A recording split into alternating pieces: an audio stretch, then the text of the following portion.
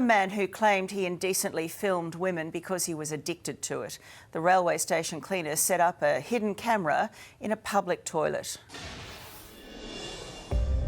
Excuse me, Michael Strapanik, Sarah Stewart from A Current Affair. Come on, please. Well, we'd like to talk to you about your so-called addiction to upskirting. There's no nice way of putting it. The bloke's a grub. I haven't heard the term of an addiction to upskirting, no. You tried to say you have an addiction to upskirting. I don't think that's a real defence, is it? It's repulsive, it's violating. Michael Strapanik took offence to our cameras running away and asking to be left alone. But he had no problem when he was the person doing the filming.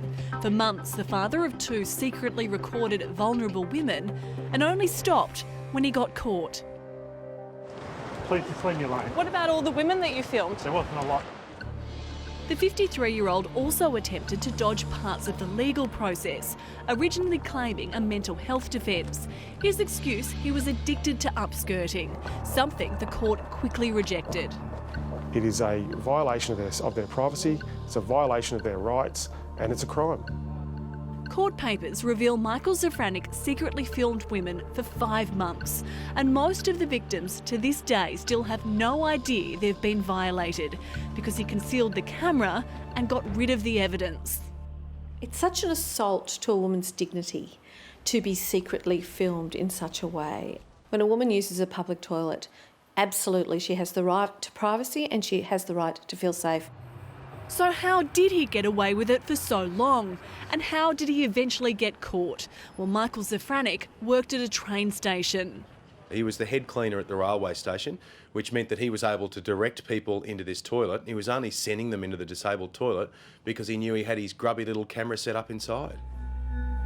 That camera was his mobile phone, which he'd set up and left recording while he waited outside. You said that you did it for 4 to 5 months. Please. 4 to 5 months Please. is a lot of women to film. Please don't. Michael Strapanik ultimately got caught because of one woman who found the camera and reported him to police. He abused his position in which women assumed that he was looking after their best interests. Anything that is done secretly and underhandedly is always an abuse of trust.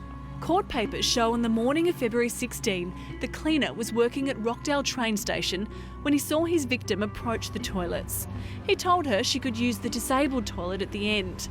The woman discovered his mobile phone sitting inside a cardboard box filled with cotton gloves. She then picked up the white iPhone and saw it was on video mode. It had been recording for 6 minutes. I can only imagine what would be going through this lady's mind when all of a sudden she thought, hang on a moment, what's that? And spotted the camera. She must have been terrified or at least mortified. The woman took photos of the mobile phone in the bathroom for evidence and approached the station manager. Michael Strapanik interrupted, said it was his phone and took it back. He also quickly removed the cardboard box from the stall and deleted the video. It's women being treated as not fully human, but as objects for the gratification of other humans. But the damage had been done. The woman went to police armed with photos. In the end, he had no choice but to admit he'd done it for months, recording women at random. He'd watched the videos for sexual gratification before deleting them and moving on to the next victim. He recorded at least one woman a week for 5 months. That's the awful part about it. There'd be people watching A Current Affair tonight who may live in an area very close to this railway station who might be thinking, hang on a moment, that could have been me as well. Acting Superintendent Michael Haddo from the Sex Crime Squad says it's a crime that police take very seriously. Whilst this offence doesn't involve the physical touching of a person necessarily, offences like this can have a significant impact on a person's life. Michael Strapanik was on a good behaviour bond for an unrelated offence at the time of the upskirting. Are you sorry for what you've done? Yes, I am. I'm sorry.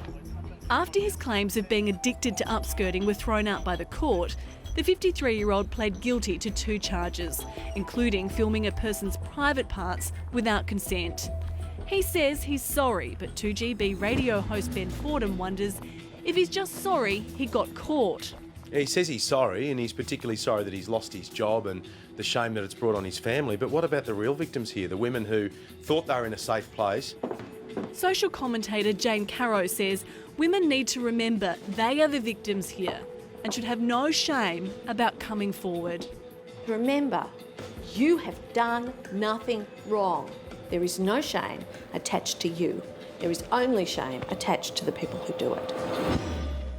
And that man will be sentenced next month.